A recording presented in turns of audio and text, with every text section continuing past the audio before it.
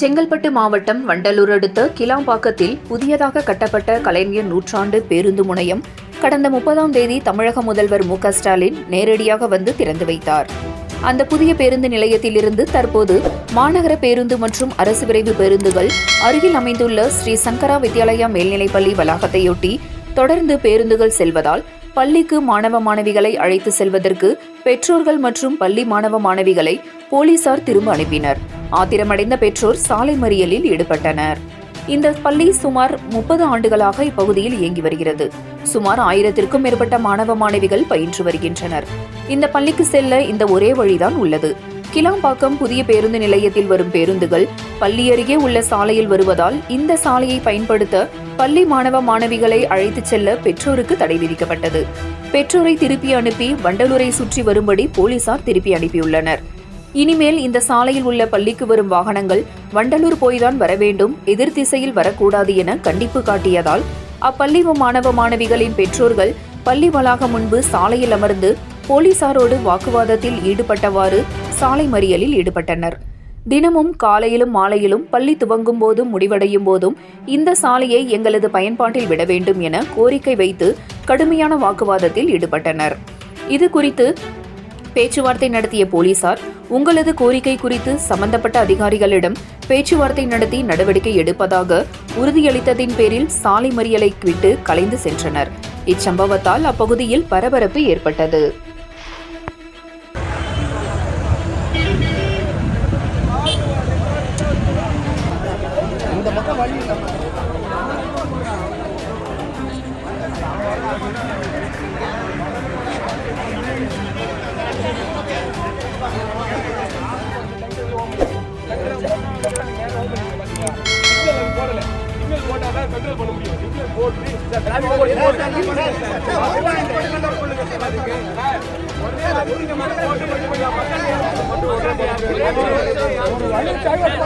என்ன பண்றீங்க?